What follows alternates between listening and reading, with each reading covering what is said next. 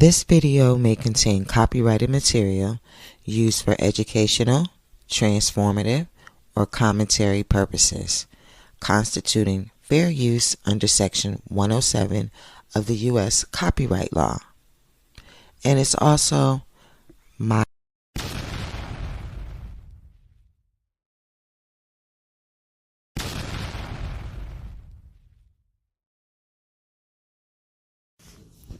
Hey now, I'm back, y'all, with the Later Daters, episode 2, y'all. You are on a roll, baby.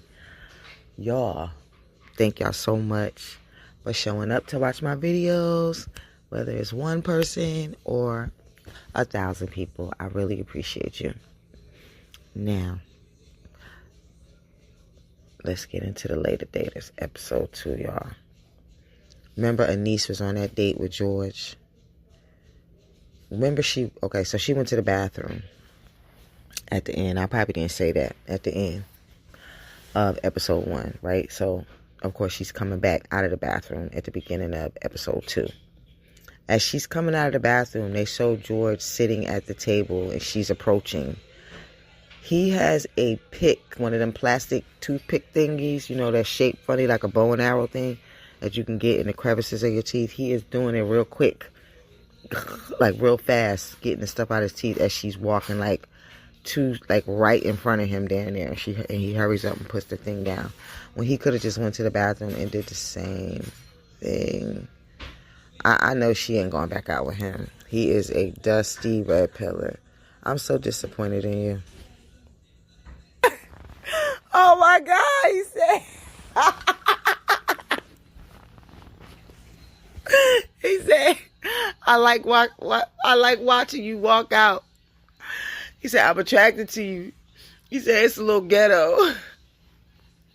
She said, really? You're the first person to ever say that. He said, you can still be ghetto. You can still be educated. Oh my God, I cannot, y'all. I cannot. What did he say? He said, I'm just talking about appearances. You could be educated and just, ate his cake, you know what I'm saying? So you know what he's doing, right? He's trying to take her down a peg. He's trying to take her down a peg. That's the misogyny. He sees her as very up there or whatever, very educated, beautiful, classy, and all of that. That's why I keep throwing in the ghetto stuff. He's trying to take her down a peg. Now, a second ago, you was... Okay, shut up, Paulette. She said, okay. She said, George, it's good meeting you, but I just learned my Uber's outside. And she's like, thank you for the flowers. He gonna grab her arm, talking about, wait, the night is still young. Oh my God, you are dusty. You messed up. When she went to the bathroom, they called that Uber, honey. That's what that was. That wasn't no bathroom trip.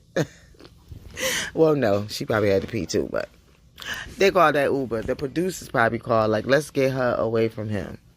This dusty red pillar, old dust bucket.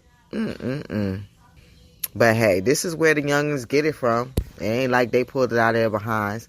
They get it from these 60, 70 grandpa, daddy, great grandpa. Yeah, we all know what they was doing, and everybody was hiding it. And of course, I'm not talking about everybody. Please don't come in my comments being ignorant. I'm not talking about everybody. I'm talking about the people who do it.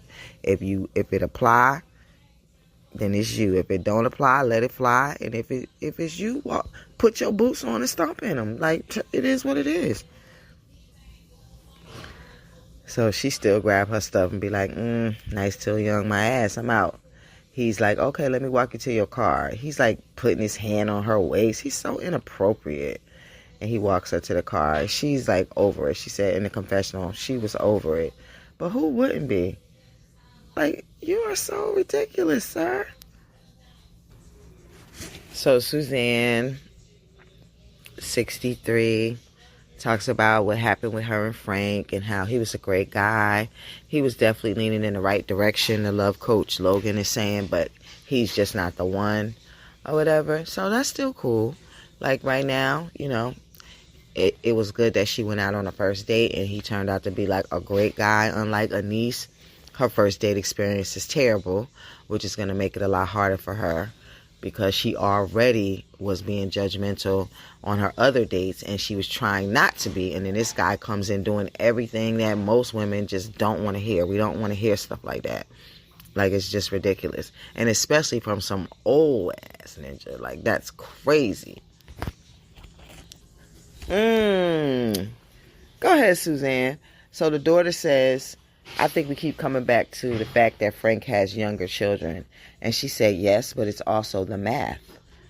The math is, if Frank has younger children, Frank likes younger women.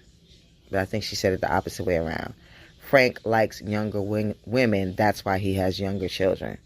So, yeah, that is something. Because if he's been with younger women and he gets with you, he probably will cheat with younger women behind your back. I could see that, but I mean, I don't know Frank, so I can't call him a cheater, but I could see why she would think that, or he would leave her for a younger woman eventually, which other guys do without even, having that. So I get it. No disrespect, Frank, like, you seem like a cool guy, but you do seem too old to be having a 16-year-old. Like, I'm 53 and ain't no damn way. My youngest child is like almost 30. Like, ain't no damn way. Suzanne says she have other options and she want to see what them other options are, honey. Put on a pink shimmy dress with a silver jacket and some silver shoes and a silver furry purse, honey. Like I said, she just remind me of a hippie. I'm loving her. She's such a cutie pie. Mr. Nate is at a restaurant waiting for Jackie, the best friend, baby mama, to show up. And she comes in and she's excited to hear about what happened on the date. So Nate is telling her about the date and she keeps interrupting and asking more questions. And Nate is finally like, I don't know. I don't remember. I don't ask that. Blah, blah, blah, blah, blah. And he tells her about when Latricia was doing the air checking the boxes and stuff. So she asked, did she check your boxes? And she started, going down a list of all the things that she knew that Latricia checked or whatever on the airbox list.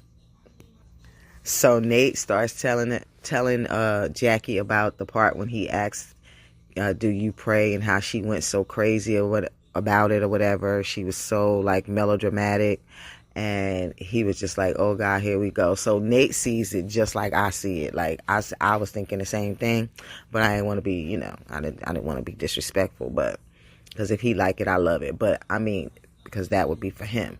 But as far as me, I feel the same way. Like I'm spiritual as well, so I get it, and I don't want to be with somebody that is that way as well. Just like she likes that he prays or whatever, and she thought that he was religious. It's the same way for him. Like, I don't want to be with somebody who is religious. I don't. I need somebody who thinks like I think. Not about everything, but on that part, I do. I mean, because those people are not as open-minded, so when I have been in situations with people who were religious, it was very hard because I could accept things that they did, but they couldn't accept things that I did. So that's why. But if they are open-minded, of course, I don't have a problem with that. Like my husband, he is not religious, but he grew up, same way I did in church and stuff like that. But I just don't believe that stuff now. I have my own beliefs. So Nate basically calls himself a sometimey Christian. Like, he believes in God. He believes in prayer. He don't believe that you got to go to church. I guess he don't believe in like the actions of what people say go along with Christianity. Basically, that's what it sounds like to me. He don't believe in the play part, like that you have to do this or you have to do that. He believes that he can do it the way he wants to do it, which is true. So yeah, so that is different from me, but I get it. Yeah, he said he'd probably be one of them CNEs, And Jackie said she didn't know what that was. And for those who don't know, that's Christians who only go to church on Christmas, New Year's, and Easter. CNE. Yeah, she said she never heard that before. Stick a fork in her, she was done. So Suzanne is going on that second date.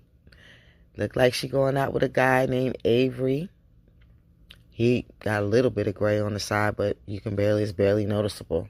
He's 59, divorced. He's been single for 10 years, and he has 3 kids. He is a financial advisor. So Suzanne would be the older woman in this relationship. Okay. He's not a silver fox. He kind of looked like a old Troy Aikman or Bart Simpson, if he was a person. Because I've always thought Troy Aikman looked like Bart Simpson. But he kind of looks like an old Bart Simpson as well. So, yeah.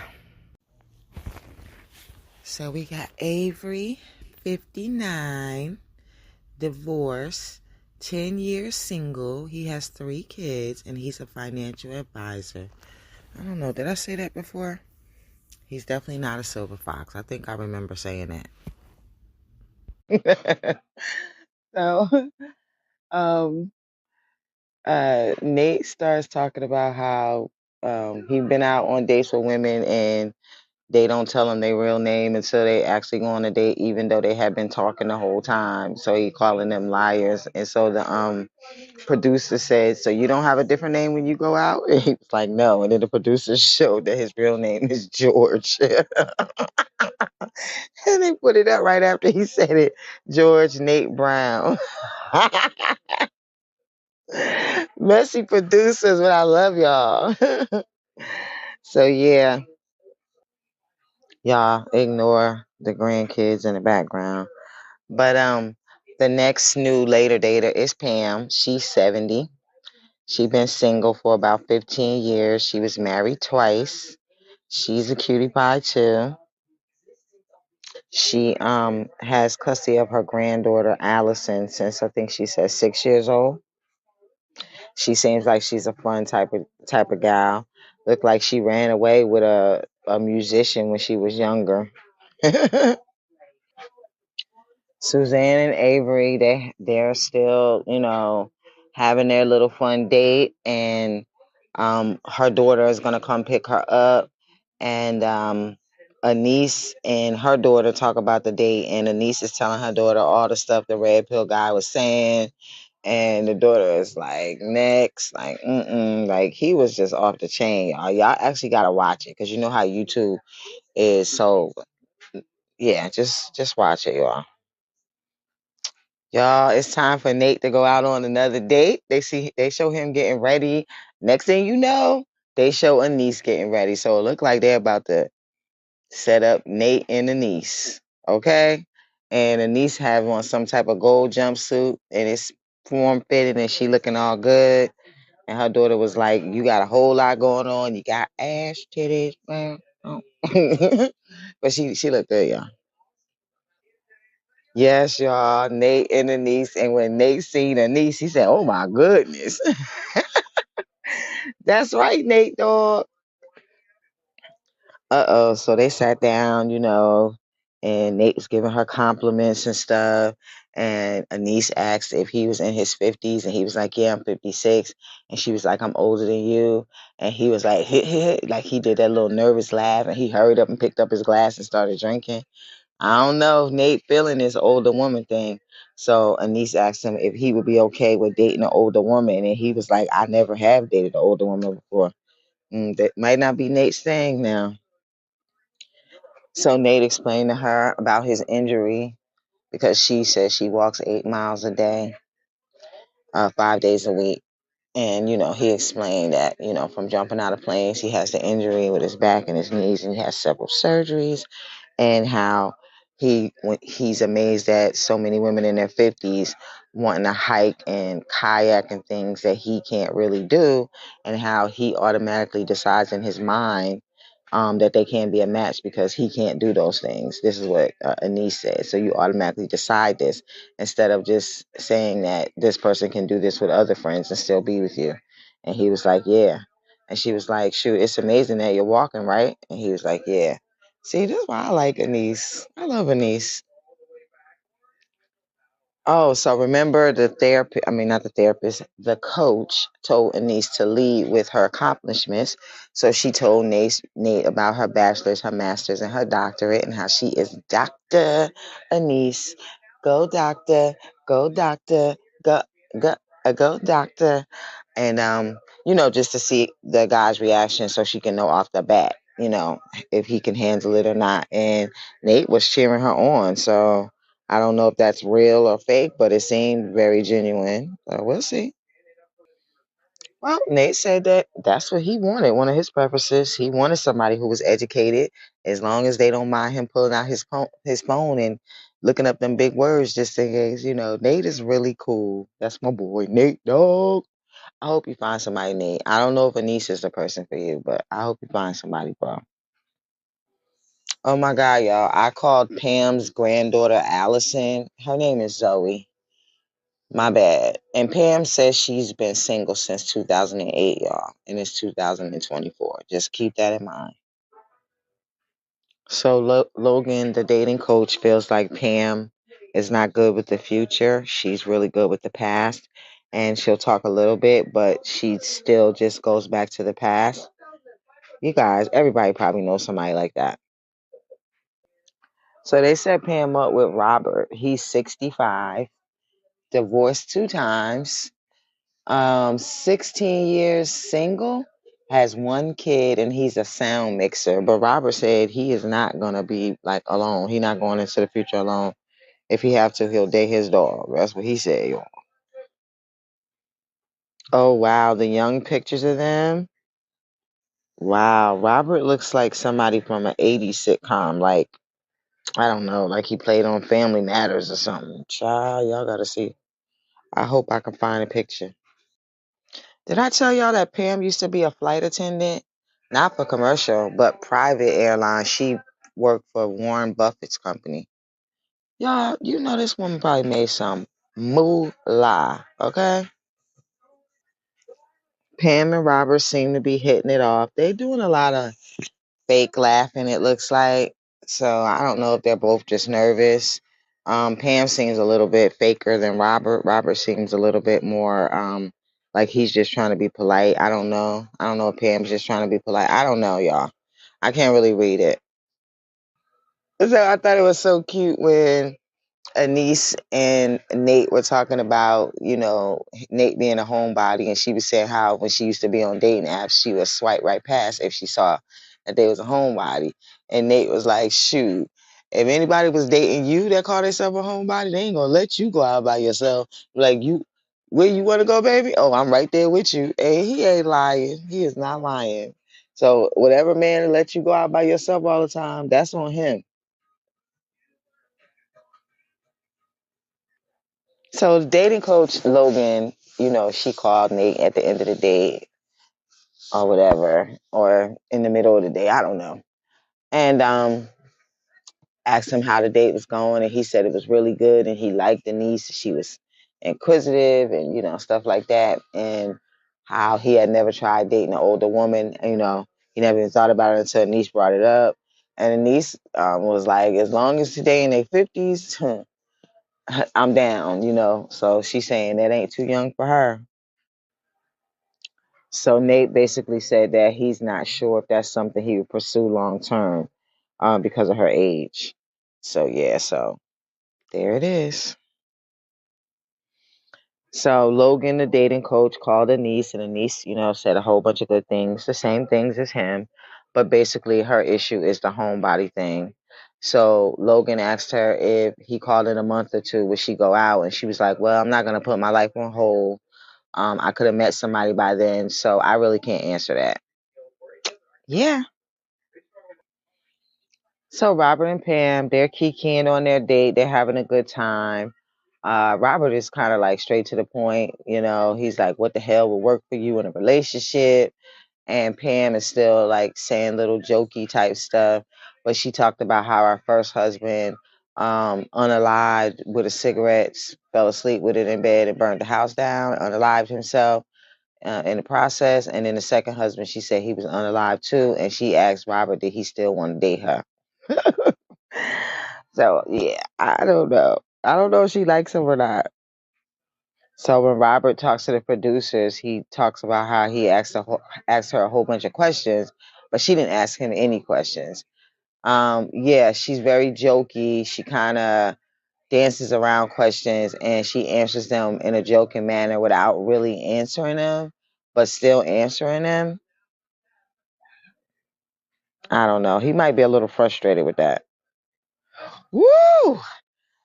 He is like, he says something to her like, you know nothing about, oh no, she asked him where is he originally from or something. He's like, oh, now you care, or now she cares. And she tries to like joke, joke and play it off. And she says, where are you originally from? And then he's like, no. She says, so you're a Pisces. And he kind of shakes his head no. So she just starts naming out all these different signs. He tells her something like she was just throwing stuff against the wall. So she kind of like gets serious and she says, so where are you from originally? And he says, oh, all of a sudden she cares. And she has this look on her face like, I know he didn't.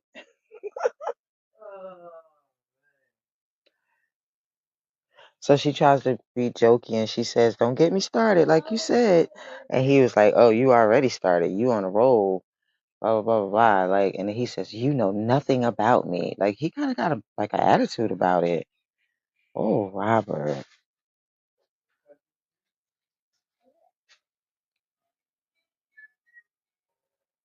He said, have you noticed that? And she was just looking at him and he was like, oh my God. That's how it went off, y'all. She have this look on her face, like this no nonsense look. Like, I don't know. I don't know if they're going to hit it off because he seems really serious and she seems really jokey. So, yeah, so that was Pam and Robert, y'all. So that was episode 2. You are on a roll. And that was from him saying that to her. So y'all let me know what y'all think about Later Daters, The Later Daters, episode 2. You are on a roll. Don't forget to hit the like button. If you like the video, comment and subscribe and share the video. Thank you so much. I'd like to kiss you, but I just washed my hair. Bye.